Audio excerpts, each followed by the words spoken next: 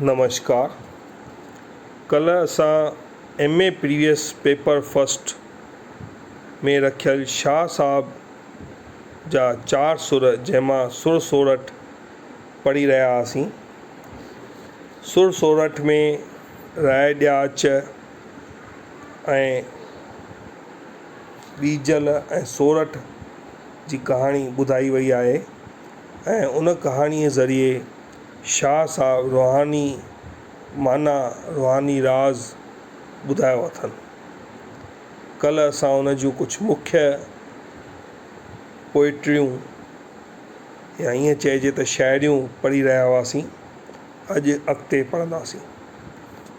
शाह साहब हिन सुर में हिकु हंधि लिखे थो, जोतो ॾियणु ॾियाच लायो ई सिर सभु को ॾे, की नाही जहिड़ो ॾे जो सनद थिए सवालिए।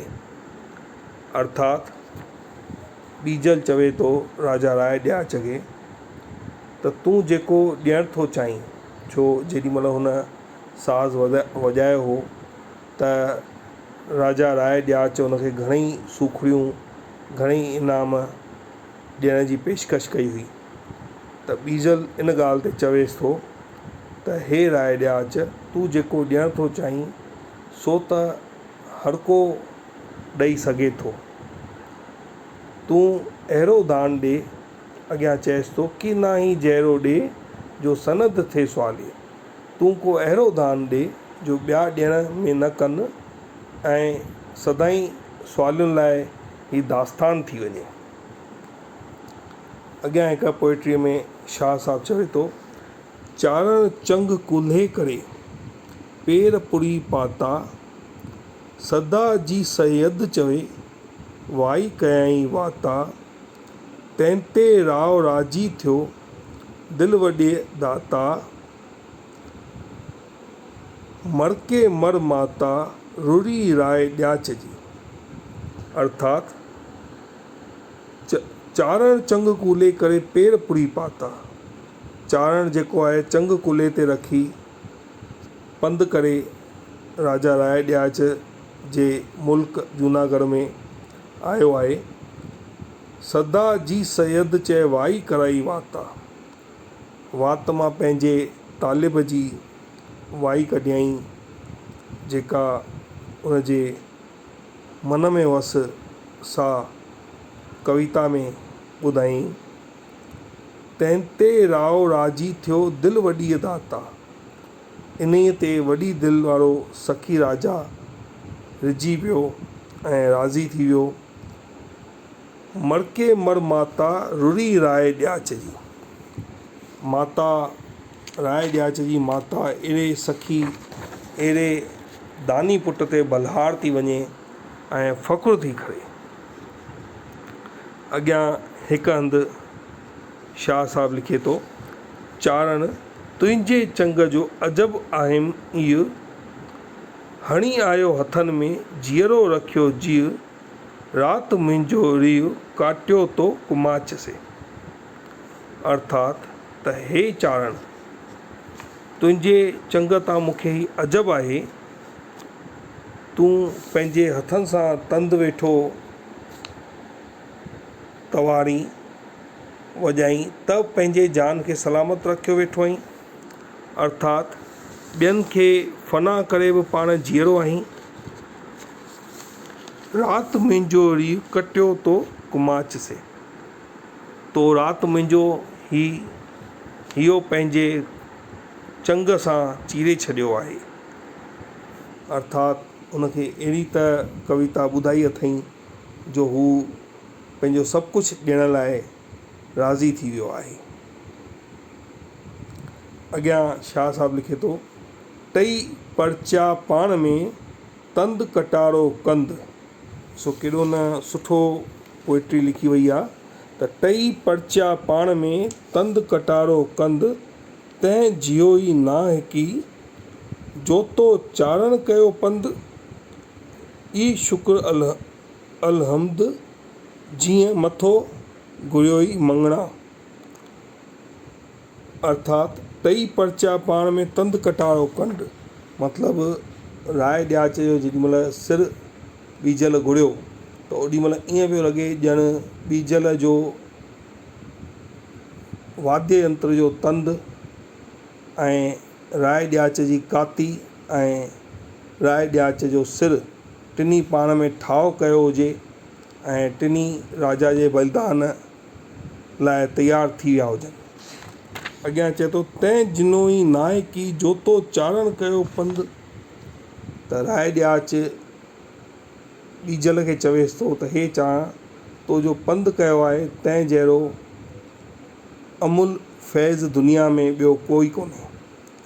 त अर्थात हिते रूहानी माना ॿुधाई वई आहे त गुरू वटि अची करे ऐं उनखे उनजी मनचाही शइ अर्पण करे सघिजे उनखां सुठो को कमु कोन्हे। इहे शुक्र अनहद जीअं मथो घुरियो ई मंगणा। त परमात्मा जो शुक्र आहे उन जा लख थोरा आहिनि जो तो मूंखां सिर घुरियो आहे। अहिड़ी का शइ कोन घुरी अथई जेका मां नथो ॾेई सघां। अॻियां हिकु हंधि शाह साहिबु लिखे थो त गुल छिनो गिरनार जो वटण थियूं पिटिन सैसे सोरठ जहरियूं उभियूं ओसारिन चोटा चारण हथ में सिर सिंगारियो ॾिन नारियूं नाड करिन राजा रात रम गयो। जेॾीमहिल राय ॾियाच पंहिंजो सिर कपे ॾिनो उनखां पोइ उनजी राणियुनि जो कहिड़ो हाल थियो आहे त हिन शाइरीअ बाबति शाह साहब ॿुधायो आहे। शाह साहब चए थो गुल छिनो गिरनार जो पटण थियूं पिटिन। गिरनार जे गुलशन जो गुल छिॼी पियो अर्थात राय ॾियाच पंहिंजो सिर कपे ॾिनो। पटण थियूं पिटिन उन जूं राणियूं उन जूं जेके दासियूं उन जे शहर जूं ऐं मुल्क जूं मायूं पटण थियूं पिटिन मतिलबु जीअं कंहिंजे मरण खां पोइ माताऊं भेनरूं पारूं कढंदियूं आहिनि तीअं पई थियूं पिटिन। सैसे सोरठ जहरियूं उभियूं ओसारिन अर्थात सोरठ जहरियूं सवे राड़ियूं सवे ॿियूं नारियूं उहे सभु पारूं पियूं कढनि ऐं रोइनऊं रड़नि पियूं। चोटा चारण हथ में सिर सिंगारियो ॾिन अर्थात राय ॾियाच जे सिर जा जॾहिं सिर कटिजी ज़मीन ते किरियो त उन जा वार सिंगारे करे ऐं उहो सिर ॿीजल खे थियूं ॾियनि। नारियूं नाड करिन राजा रात रम गयो। स्त्रियूं उन जूं राणियूं विलाप पियूं कनि त राजा रात हली वियो। केॾो न मार्मिक दृश्य ॾेखारियो वियो आहे। अॻियां शाह साहब पोइट्रीअ में लिखे थो त सोरठ मुई सुख थियो खीमा हया खंगार थियो राग रूप सो लॻे तंद तंवार सो डटे पटे पार पसो राजा राज़ी थियो। हिन शाइरीअ में शाह साहब रूहानी माना ॿुधाईंदे ॿुधायो आहे त सोरठ मुई सुख थियो खीमा हया खंगार। त सोरठ खे चवे थो सोरठ ही सभु जेको ममण मचियो हो उहो सोरठ जे पुठियां ई सभु थियो हो। त जंहिंमहिल सोरठ राय ॾियाच सां गॾु चिख्या में चढ़ी वई त सभु सुख शांती थी वियो। थियो राग रूप सो लॻे तंद तंवार। राय ॾियाच पंहिंजो तंबू खयां अर्थात लाॾाणो करे वञी आकाश में अॾियो। रूहानी दुनिया में राग रूप थियो ऐं साज़न जी तंवार थी।